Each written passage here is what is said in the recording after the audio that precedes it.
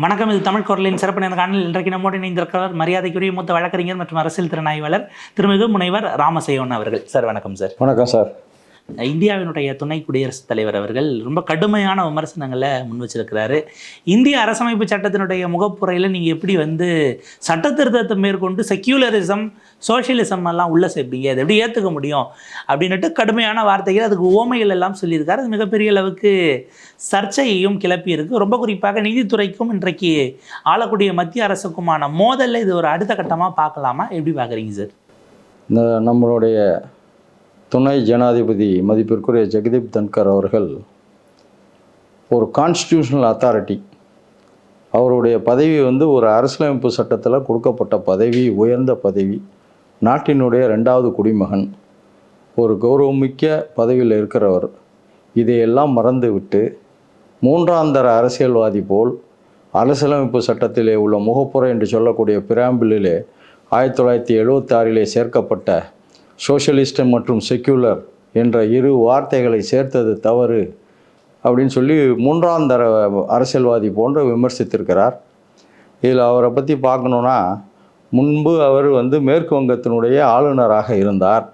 அப்பொழுது அரசியல்வாதியைப் போல் தினந்தோறும் பத்திரிகையாளரை சந்திப்பதும், அங்கே நடைபெற்று கொண்டு இருக்கக்கூடிய திரிணாமுல் காங்கிரசினுடைய ஆட்சியை விமர்சிப்பதும், மம்தா பானர்ஜிக்கு தொந்தரவு கொடுப்பதும், அந்த அரசாங்கத்தையே செயல்பட விடாமல் மிகுந்த ஒரு சர்ச்சையெல்லாம் ஏற்படுத்தி கொண்டிருந்தார். நம்மளுடைய மதிப்பிற்குரிய ஆளுநர் RN ரவிக்கு அவர் தான் அந்த வகையில் குரு வழிகாட்டி, ஃப்ரெண்ட், கைடு அண்ட் ஃபிலாசபர்.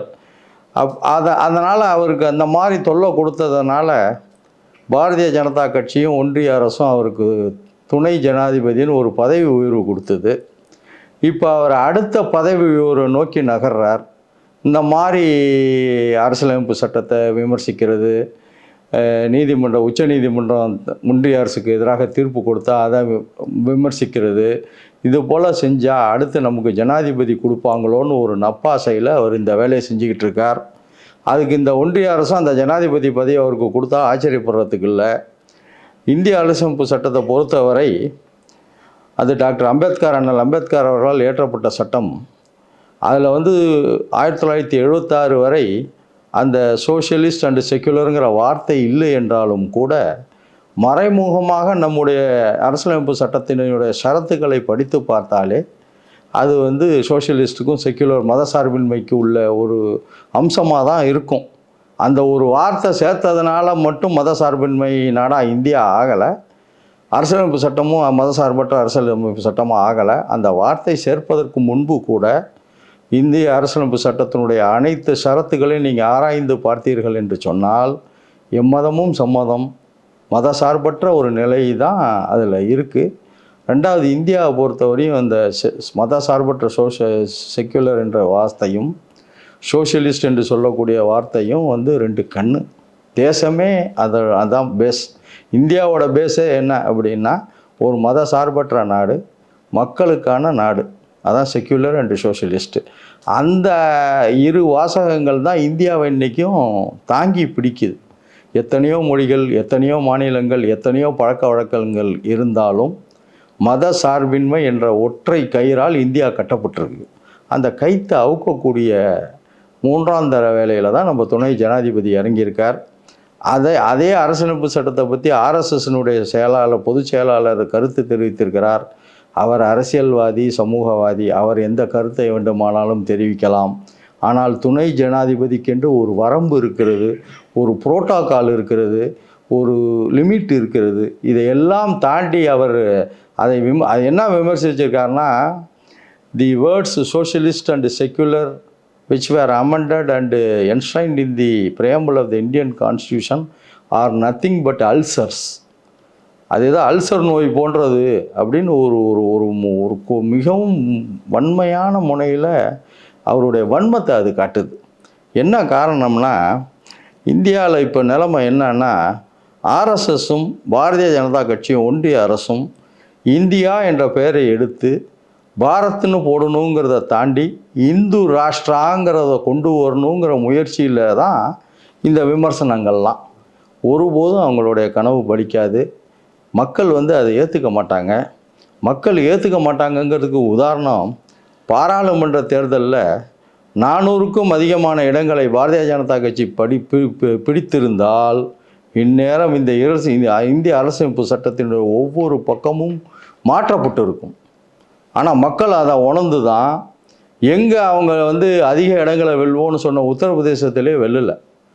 அதனால தான் அவங்களுக்கு ஷார்ட் ஆஃப் சிம்பிள் மெஜாரிட்டி, அதாவது ஒரு ஒரு ஒரு பெரும்பான்மை, சாதாரண பெரும்பான்மையை கூட பெற முடியாமல் 2 மாநில கட்சிகளை சார்ந்து இருக்கக்கூடிய ஒரு நிலையை இந்திய வாக்காளர்கள் கொடுத்துருக்கிறார்கள். ஏன்னா பாரதிய ஜனதா கட்சியை விட இந்திய வாக்காளர்கள் புத்திசாலிகள். அதனால தான், அதாவது அவங்களுக்கு பல அடிப்படை விதிகளில் கை வைக்கிறதுக்கு 2/3 மெஜாரிட்டி வேணும், அதனால 400 கேட்டிருக்கிறாங்க அப்படின்னு அந்த 400க்கு பின்னாடியே ஒரு கணக்கு. இதை தான் நம்முடைய திராவிட முன்னேற்ற கழகத்தின் துணை பொதுச் செயலாளரும் மேனாள் ஒன்றிய அமைச்சருமான மதிப்பிற்குரிய ராஜா அவர்கள் பாராளுமன்றத்திலே தெரிவித்தார். நீங்கள் 400 வாங்கினா இந்திய அரசமைப்பு சட்டத்தையே தலைகீழாக மாற்றிடுவீங்கிறத தெரிஞ்சு தான் மக்கள் உங்களுக்கு அந்த 400+ கொடுக்காம பெரும்பான்மை கூட கொடுக்கல அப்படிங்கிறத தெளிவாக சொன்னார்.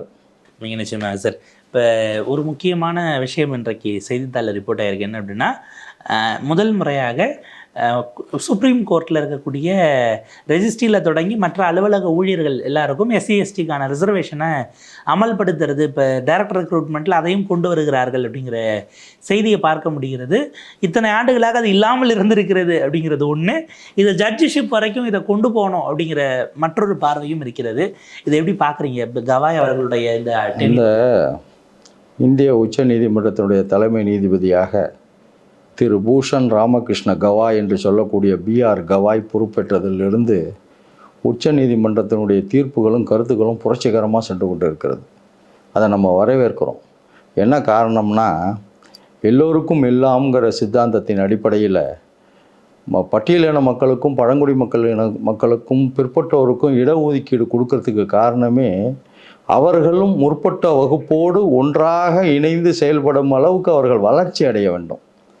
அதனால தான் அந்த அந்த அந்த இடஒதுக்கீடு என்பது இந்திய அரசியலமைப்பு சட்டத்தில் இல்லை. அதை முதல் திருத்தத்தின் மூலமாக அந்த இடஒதுக்கீட்டை கொண்டு கொடுத்ததுக்கு காரணமே என்னன்னா, எல்லோரும் சமமாக இருக்க வேண்டும், equality before law and equal opportunities to லா.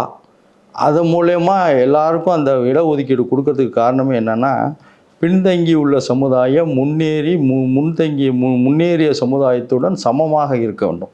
ஏன்னா மனிதர்களுக்குள் வேறுபாடு இருக்கக்கூடாது, ஜாதியால், இனத்தால், மொழியால், பழக்க வழக்கங்களால் வேறுபாடு இருக்கக்கூடாதுங்கிறதுக்காக தான் இடஒதுக்கீடு கொடுக்கப்பட்டது. அது அந்த இடஒதுக்கீடு கொடுத்ததில் நீதிமன்றங்களுடைய பங்கும், சில தீர்ப்புகளில் நீதிமன்றங்களுடைய பங்கும் இருக்குது. அப்படி நீதிமன்றங்களுடைய பங்கு இருக்கக்குள்ள பெரும்பாலான உயர் நீதிமன்றங்களில் இந்த 15% பட்டியல் இனத்துக்கும் 7.5% பழங்குடி மக்களுக்கும் அவங்களுடைய வேலை வாய்ப்புகள்லேருந்து பதவி உயர்வுக்கும் கொடுக்குறாங்க. அதை இப்போ உச்ச நீதிமன்றம் ஜூன் 23, 2025 முதல் அமல்படுத்தி இருக்கிறார்கள். பதிவாளரிலிருந்து பியூன் வரை அனைத்து வேலைகளுக்கும் பட்டியலின மக்களுக்கு 15%, பழங்குடியின மக்களுக்கு 7.5% கொடுத்துருக்காங்க.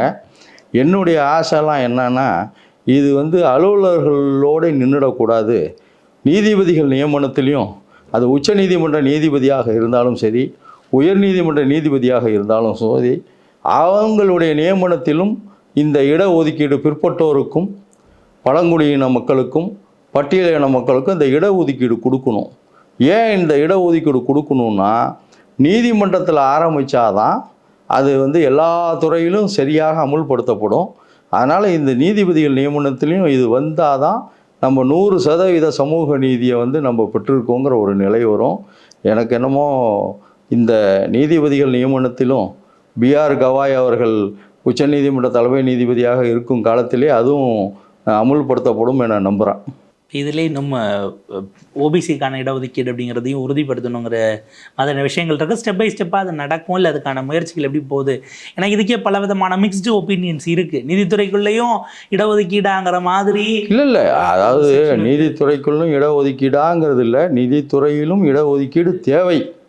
அப்போ தான் அந்த சமூக நீதிங்கிறது ஒரு வந்து கனவல்ல, அது நிஜம் அப்படிங்கிறது நிரூபிக்கப்படும். ஏன்னா ஒரு பிரதிநிதித்துவங்கிறது அந்த இடத்துல இருக்கும் பொழுது தான் நீங்கள் அதை சார்ந்த வழக்கு. ஏன்னா நீங்கள் நீதிமன்றங்கிறது அரசு அலுவலகங்கள், அரசு பதவிகள் வந்து இடஒதுக்கீடு சரியாக அமல்படுத்தப்பட்டதா என்று விசாரிக்கக்கூடிய நீதிமன்றத்திலே இடஒதுக்கீடு இல்லைன்னு சொன்னால் நல்லா இருக்காது இல்லை. அதெல்லாம் பார்த்து தான் பிஆர் கவாய் அவர்கள் துணிச்சலாக இந்த முடிவை எடுத்திருக்கிறார். இந்த முடிவை ஒரு இந்திய குடிமகன் என்ற முறையில் மட்டுமல்ல, ஒரு வழக்கறிஞர் என்ற முறையில் நான் உச்சநீதிமன்றத்தை தலைமை நீதிபதியுடைய முடிவை வரவேற்கிறேன்.